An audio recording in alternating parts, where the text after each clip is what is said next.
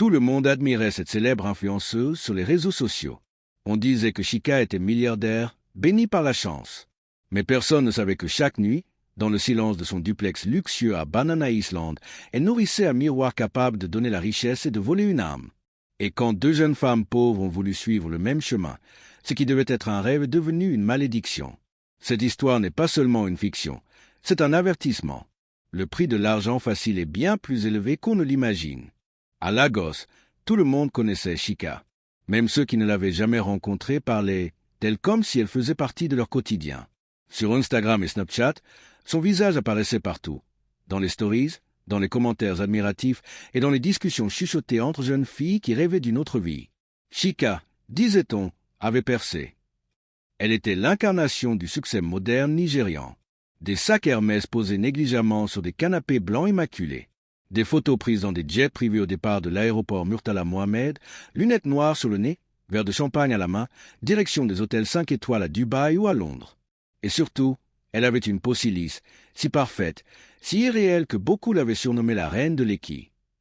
Pas une ride, pas une tache, pas une fatigue visible. Même les femmes plus jeunes qu'elle se demandaient quel était son secret. Elle ne vieillit pas, murmuraient certaines. Elle a sûrement les meilleurs dermatologues d'Europe, disaient d'autres. Officiellement, Chica expliquait tout cela par ses investissements dans le pétrole et l'immobilier. Elle parlait de terrains achetés à Éco-Atlantique, d'immeubles revendus avec intelligence. Elle utilisait des mots compliqués, juste assez flous pour impressionner sans jamais trop expliquer. Et personne n'osait poser trop de questions. Car à Lagos, quand quelqu'un affiche la richesse, on apprend vite à ne pas demander la source. Mais derrière les écrans lumineux, la vérité était bien différente. Chaque soir, lorsque le vacarme des générateurs couvrait le bruit de la ville, Chica rentrait seule. Son appartement respirait le confort, mais il sonnait faux. Pas d'amis, pas de famille, pas de rire. Seulement le silence et un rituel. Une fois la porte verrouillée, Chica s'agenouillait devant son lit, sortait un coffret en velours noir et révélait un miroir à main en jade. Sa surface n'était jamais totalement immobile, ondulant comme les eaux sombres de la lagune. Chica parlait au miroir. Elle murmurait ses désirs de domination.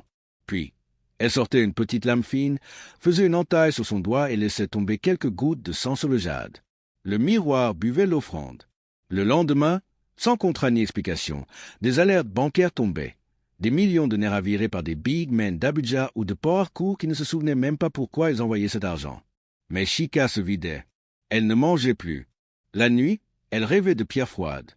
Pendant ce temps, à quelques kilomètres de là, dans le quartier populaire d'Ashgal, une autre réalité existait.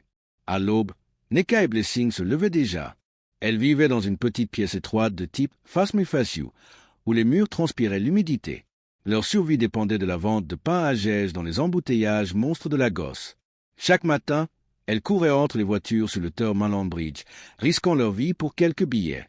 Pain frais, pain à gège chaud, criait Neka d'une voix rauque. Mais la clientèle se faisait rare.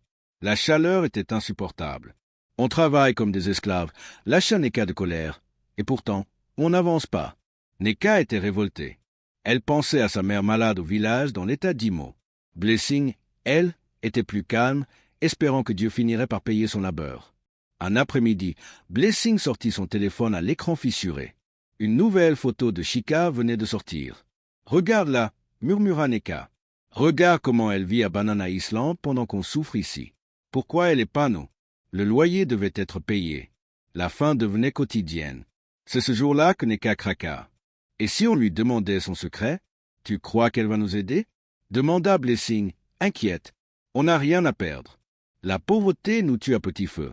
Elles envoyèrent un message. Contre toute attente, Chica, sentant sa propre énergie décliner et ayant besoin de nouvelles sources pour le miroir, leur répondit « Venez me voir ». La rencontre eut lieu dans le luxe glacé de l'appartement de Chica. « Vous voulez vraiment changer votre vie ?» demanda l'influenceuse. « Je ferai n'importe quoi », répondit Neka. « La vraie richesse n'est jamais gratuite », avertit Chica. Quelques jours plus tard, elles furent conduites dans un village isolé, loin de Lagos, peut-être vers Badagry ou dans une forêt sacrée de l'Ouest. Un vieil homme aux yeux laiteux, un babalawo, prêtre traditionnel, les attendait devant une case en terre rouge. Il leur tendit 2 miroirs de jade identiques. Ces miroirs vous donneront ce que vous demandez, mais chaque nuit, vous devrez les nourrir de votre sang. Si vous refusez ou brisez le pacte, vous deviendrez ce que le miroir contient. Neka accepta immédiatement. Je préfère mourir riche que vivre humilié. Blessing, tiraillé, finit par accepter en pleurant. La richesse n'entra pas dans leur vie comme un miracle, mais comme une inondation. Les notifications de virements bancaires s'enchaînèrent.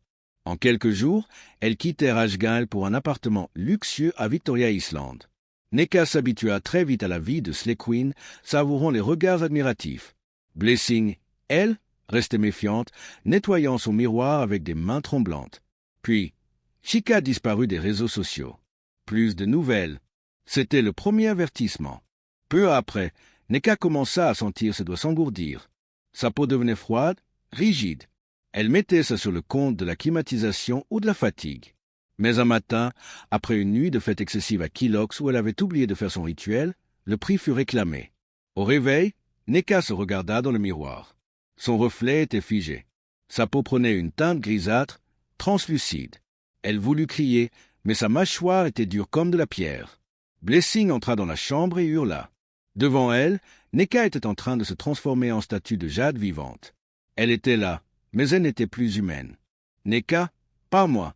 supplia Blessing. Mais Neka ne pouvait plus bouger. Une larme se figea sur sa joue, devenue une perle de pierre. Blessing comprit alors l'horreur du piège. Tant que le miroir existait, elles étaient esclaves. « C'est ta faute. Tu nous as condamnés !» hurla Blessing, terrorisé. Dans un geste de désespoir et de rage, Blessing saisit son propre miroir. « Je refuse de finir comme ça. Je préfère mourir. » Elle fracassa le miroir contre le sol en marbre. Crac! Le bruit ne fut pas celui du verre brisé, mais celui d'un os qui rompt. Au même instant, Blessing sentit une douleur fulgurante la traverser.